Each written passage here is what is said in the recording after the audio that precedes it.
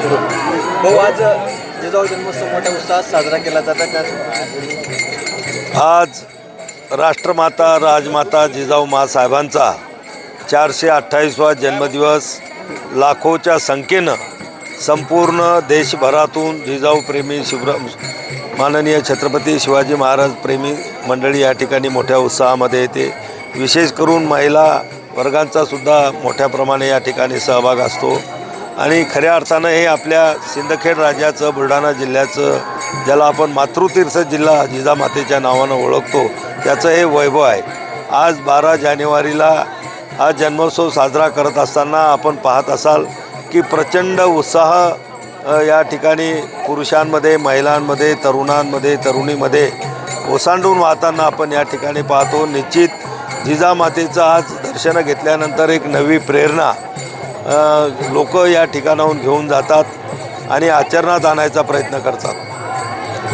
आज या जिजाऊ जन्मोत्सवाच्या मी सर्वांना मनापासून खूप खूप खूप शुभेच्छा देतो. साहेब, या ठिकाणी सुविधांचा अभाव आहे आणि विकास झालेला नाही ही खंत जी आहे ही लखुजी राजे यांच्या वंशजांनी व्यक्त केलेली आहे. हे बघा, महाराष्ट्र सरकारनं सिंदखेड राजा विकास आराखडा मागच्या काळामध्ये जाहीर केलेला आहे आणि ही कामं वेगवेगळ्या विभागाकडे दिलेली आहेत. आपण पाहतो इथलच्या बऱ्याचशा वास्तू ह्या केंद्र सरकारच्या पुरातत्व विभागाच्या अधिपत्याखाली येतात.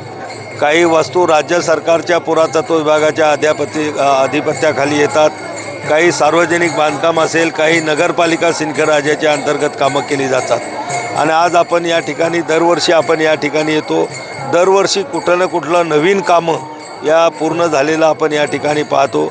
निश्चित या विकास आराखड्याला थोडा पूर्ण व्हायला उशीर लागत आहे. त्याचं कारण की पुरातत्व विभागाची जी कामं असतात ही अतिशय बारकाईनं त्या केल्या जातात. ज्या पुरातन वास्तू आहेत त्याचं सामरस्य ठेवत त्या सर्व कामं त्यांना करावे लागतात आणि हे करत असताना काही अडचणी येतात. त्यामुळं थोडा उशीर ती कामं पूर्ण व्हायला लागतो. पण लवकरात लवकर केंद्र आणि राज्य सरकारच्या माध्यमातून हा विकास आराखडा पूर्ण करून घेण्यासाठी आम्ही प्रयत्नशील होतो आणि राहू. लवकरात लवकर पूर्ण करून घेण्याचा आमचा प्रयत्न आहे.